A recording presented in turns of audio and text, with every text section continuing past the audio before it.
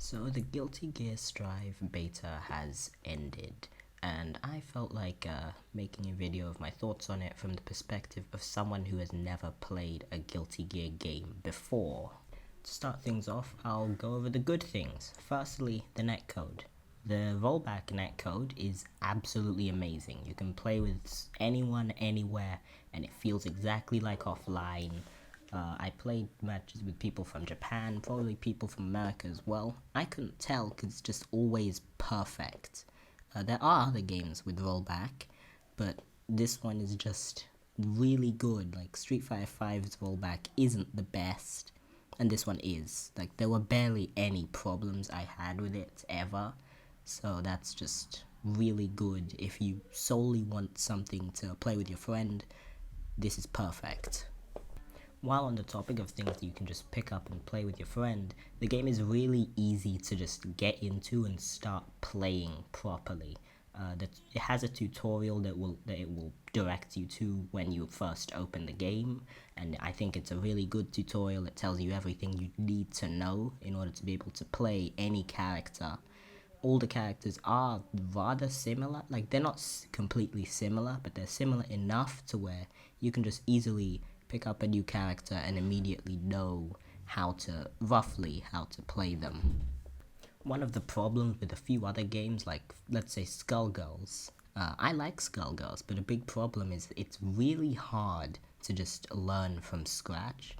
Whereas with this game, it's really not that hard. You can just pick up the game and you're gonna be having fun. Because just the online is perfect. Just all the characters are unique enough to where they're really fun. Like most of the characters are really fun to fight. And it's pretty balanced as well. There aren't really a lot of characters that I would say are just too overpowered or too not good or not good enough. Like Potemkin is just the outlier. I hate Potemkin. Everyone hates Potemkin, and he deserves it. I do not know who thought grapplers were a good idea, but I don't like them. Other than that, everything in the game pertaining to gameplay, mostly everything, is pretty good. I don't really have that much of a problem with wall breaks. I only have minor issues with the actual core gameplay, and I'll go into that later. But the final thing in the good things part is the graphics and the music, and just most of the presentation. It just looks really good, and the music, the soundtrack is really good. If someone tries to tell you that it's not, they are wrong and they are lying to you. Do not listen to them. Alright, that's enough positivity for this video. Now, onto the things that are just not that good. And I'm going to start off with the lobby system. Everyone has said how bad the lobby system is, and I'm going to say it again. It's just garbage. It takes way too long to get into a match. It takes way too long to finish a match. It's really confusing to understand. It's just not good. You could have just had a regular menu, or the lobbies could have just been for private friend rooms or something else, just to make it way more streamlined and quicker to enter and exit matches. And obviously an instant replay function at the end of the match would help a lot with this. But overall, just change the lobby system to like either a regular menu or just make it a lot quicker to operate. There isn't really much else, but now it's time for the in-game mechanics that I don't like. Firstly, the air dash is shit. What were they thinking? Like, in every other game with an air dash, you press air dash and you immediately air dash.